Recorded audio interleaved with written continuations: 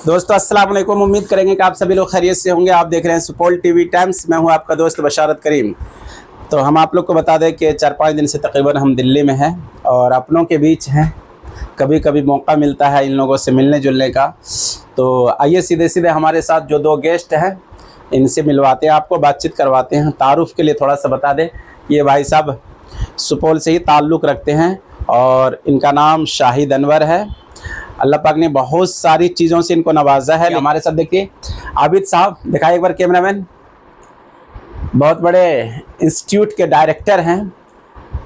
बहुत बड़ा गर्ल्स का एजुकेशन का इदारा चलता है इनका दिल्ली में, कभी हम आपको अलग से दिखाएंगे। तो अभी हमारे साथ शाहिद साहब हैं, सुपौल टीवी टाइम्स को देखते रहते हैं, अपनी दुआओं से भी नवाजते हैं। हम दिल्ली में मौजूद हैं, दिल्ली के शाहीन बाग इलाके में, जामिया नगर इलाके में। चलिए शाहिद भाई के पास चलते हैं, बातचीत करते हैं और आपको भी सुनवाते हैं। कैसे हैं शाहिद भाई, क्या हाल समाचार है? अल्हम्दुलिल्लाह सब ठीक है। सबसे पहले आपका बहुत बहुत शुक्रिया कि आप दिल्ली आए और दिल्ली आने के बाद मुझे याद किया और मुलाकात हुई। बहुत खुशी होती है जब सुपौल टीवी टाइम्स के ज़रिए अपने इलाके की बहुत इम्पोर्टेंस और जो भी चीज़ें होती है उसको सुनते हैं जी। और साथ ही साथ जो है ये भी पता चलता है कि हमारे इलाके में क्या हो रहा है। चूँकि हम लोग मसरूफियात की वजह से गांव कम जा पाते हैं, तो सुपौल टीवी टाइम्स के ज़रिए हम लोग बहुत सारी खबर को देखते हैं। शुक्रिया भाई। और दूसरी बात यह है कि सुपौल को भी पूरा नेशनल लेवल पे आप लोगों में सुपौल ज़िला को आप बता रहे हैं हर जगह जाके, तो इससे भी सुपौल की और मकबूलियत में इजाफ़ा हो रहा है। तो इसके लिए आपका बहुत बहुत शुक्रिया। आप बहुत अच्छा काम कर रहे हैं जी, बहुत और हम उम्मीद करते हैं कि आप ऐसे ही अच्छा करते रहेंगे और इलाके के लिए भी, तालीम के लिए भी लोगों को और जागरूक करेंगे इलाके में, ताकि अपने तरफ और तालीम का पैमाना बढ़े, लोग तालीम के तरफ आए। न्यूज़ चैनल का या जो भी है एक चौथा स्तंभ कहा गया है। जी बिल्कुल बिल्कुल। तो उनको निष्पक्ष पत्रकारिता करनी चाहिए। जो नए लोग जर्नलिज्म में आ रहे हैं, काम कर रहे हैं, तो क्या कुछ हो सकता है उनके लिए? देखिए बशारत साहब, मैं ये कहना चाहूँगा कि जो भी लोग इस सोशल मीडिया के ज़रिए कोई भी खबर चला रहे हैं तो पहले उसकी पूरी तहकीक करें, उसके बाद ही सोशल नेटवर्क पर या अपने न्यूज़ को बनाएं। और जो नौजवान इस लाइन में हैं उसको भी पूरी स्टडी करके ही कोई भी खबर चलानी चाहिए, ताकि आपके खबर से कोई अलग मैसेज ना जाए या ऐसा जो है मिस हैपनिंग ना हो जाए, लोगों में गलत मैसेज ना जाए, इसका ख़ास ख्याल रखना चाहिए। अगर जिसको इस या किसी ने इसकी पढ़ाई की है, मेन स्ट्रीम मीडिया हो गया या सोशल मीडिया हो गया, इसका कोर्सेज भी होते हैं, तो कोशिश करनी चाहिए वही लोग इसको अपना प्रोफेशन बनाए जो इसमें पढ़ाई कर रखे हैं, ताकि उनको सारी अच्छी बुरी चीज़ की नॉलेज। आप बहुत दिनों तक जो है फलाही काम किए हैं, आपने एनजीओ भी चलाया है, ट्रस्ट भी चलाया है, बहुत सारे लोगों को आपने फ़ायदा भी पहुंचाया है। गरीब के इलाके में जा करके जो है आप घूम घूम के काम किए हैं। लोगों को हमने देखा है आपकी ज़िंदगी को, लेकिन एकदम से ऐसा मोड़ आता है कि आप एक ऐसे प्रोफेशन में चले जाते हैं जहां आपको टाइम भी बहुत कम मिलता है।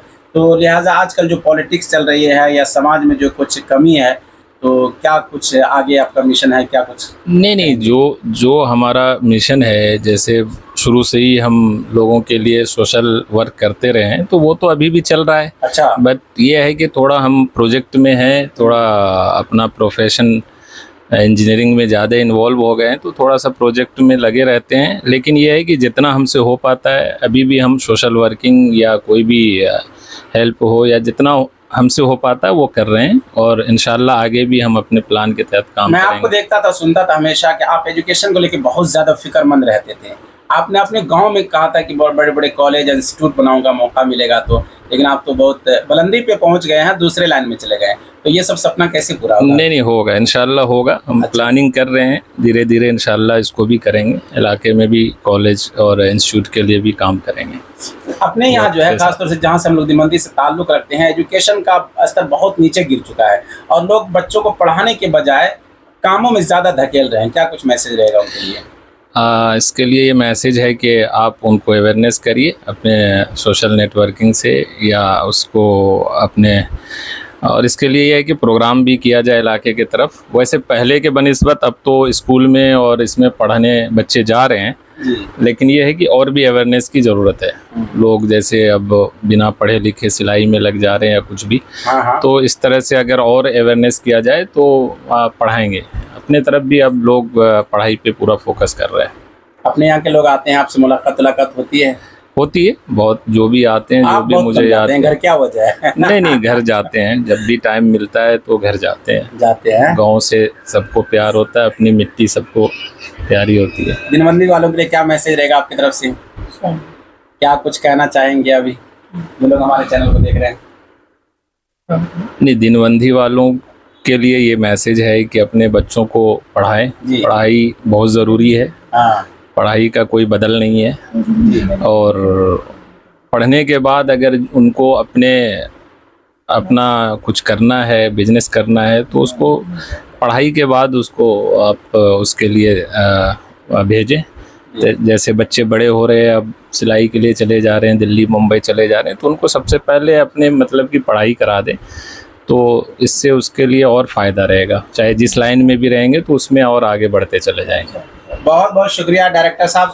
तो देखिए, ये है शाहिद अनवर साहब जो कि सुपौल के दिनबंदी पंचायत के रहने वाले हैं। और आज ऊपर वालों ने, इन्होंने बहुत पढ़ाई की है और ऊपर वाले ने इतना नवाजा है कि आज बहुत बड़ी कंपनी में बहुत बड़े ओहदे पर फायज है, बहुत अच्छा काम कर रहा है। साथ ही साथ अगर इलाके का कोई आदमी गांव घर के इधर आते हैं और अगर शाहिद भाई के पास आते हैं तो जाहिर सी बात है, एक बार मिलेंगे तो बार बार मिलने का मन करेगा आपको। हमारे साथ देखिए आबिद भाई रहे, जानना चाहेंगे आबिद भाई, शाहिद भाई से मुलाकात किया, कैसा महसूस हुआ, क्या कुछ कहेंगे सुपौल टाइम्स को लेकर? ये जैसे बताया, शाहिद भाई से मिलने की बात तो ये, शाहिद भाई से मिलकर बहुत अच्छा लगा। ख़ास तौर से अखलाक बहुत अच्छा लगा और बहुत कम लोगों में इस तरह का अखलाक होता है। पहली बार मुलाकात हुई और ऐसा नहीं लग रहा कि मैं पहली बार मिल रहा हूँ। क्या बात है जी हाँ, माशाल्लाह, बिल्कुल इस तरह से मिल रहे हैं जैसे कोई पुरानी मुलाकात है। अरे वाह जी, और किसी भी तरह की कोई कमी छोड़ी नहीं इन्होंने, और मना करने के बावजूद भी बार बार जो है नाश्ता भी लगाया है, खाना भी खिलाया है, चाय भी पिलाई है, कोल्ड ड्रिंक भी पिलाई है। तो नहीं, अखलाक बहुत अच्छा है। और जिस तरह बताया बशारत साहब ने कि जो भी गांव से आते हैं उनकी बहुत ज़्यादा देखभाल करते हैं। अभी फ़िलहाल के एक वाक़या बताया इन्होंने एक बच्चे का, तो मतलब इनके गांव से आए हुए थे वो, और उसको इन्होंने बहुत अच्छे तरीके से अपने घर पर रोका और उसको। आबिद भाई जी, एजुकेशन को लेकर के क्या कुछ कहेंगे आप लोगों के लिए? कितनी अहमियत रखती है हमारी ज़िंदगी में दीनी और असीत? आप भी एजुकेशन से जुड़े हुए हैं, आप भी बहुत बड़ा इंस्टीट्यूट चलाते हैं, क्या कुछ कहेंगे लोगों से? देखिए, एजुकेशन के लिए तो मना कोई कर ही नहीं सकता, क्योंकि एजुकेशन इस्लाम में जो है अगर देखा जाए तो फ़र्ज़ ऐन है। इल्म हासिल करना फ़र्ज़ ऐन है और उसके बग़ैर किसी भी तरह की तरक्की के रास्ते नहीं खुल सकते। ख़ास तौर से इल्म ख़वातीन की तालीम पर हमें बहुत ज़्यादा ज़ोर देना चाहिए, क्योंकि अगर एक मर्द तालीम हासिल करता है तो ज़ाहिर है कि वो मर्द तक ही रहती है, और एक अगर ख़ातून तालीम हासिल करती है तो वो पूरी नस्ल को बदल सकती है। तो इसलिए ख़वातीन की तालीम पर भी बहुत ज़्यादा ज़ोर देना चाहिए, और पहले की बनिस्बत इस पर ज़्यादा ज़ोर दिया भी जा रहा है जी। और ज़रूरत इसी बात की है कि इस तरह के मुस्लिम इदारे कायम किए जाएँ जहाँ पर जो है बच्चियाँ हिफाजत के साथ तालीम हासिल कर सकें। जिस तरह के आजकल का माहौल बना हुआ है, कहीं पर किसी बच्ची को हिजाब को लेकर परेशान किया जाता है, तो इस तरह के इदारे मुस्लिम्स के भी होने चाहिए जो बच्चियां बहुत ही मतलब सुकून के साथ, आज़ादी के साथ पढ़ सकें। बहुत बहुत शुक्रिया आबिद भाई। डायरेक्टर साहब को आपने सुना, शाहिद अनवर साहब, बहुत कुछ अल्लाह पाक ने नवाजा है। ख़ास तौर से हमने सोचा था कि इस वीडियो को हम हंसी तफरी वाला बनाएंगे, क्योंकि हम अपने एक से के, मेरा भाई भी है, मेरा दोस्त भी है, और ये भी मेरे भाई हैं, दोस्त जैसा माहौल रहा इनके साथ में। सबसे बड़ी बात हम आपको बताएं कि भाई साहब का ताल्लुक बिल्कुल प्रॉपर एकदम दिल्ली से है, ख़ास दिल्ली से है। डायरेक्टर साहब भी है तो बिहार से, लेकिन तकरीबन बहुत छोटी उम्र से दिल्ली रह रहे हैं। सब पढ़ाई वढ़ाई सब कुछ, जॉब सब कुछ दिल्ली में ही कर रहे हैं। जामिया में पढ़ के उसके बाद हमने बिहार का सफ़र अपने गांव में सुपौल में आप लोग हमको देखते हैं। आप लोगों को मेरी ये खबर कैसी लगी, अपनी राय हमें कमेंट बॉक्स में ज़रूर दें, और डायरेक्टर साहब के लिए क्या कुछ सोचते हैं आप लोग वो भी बताएं। शुक्रिया, थैंक यू सो मच।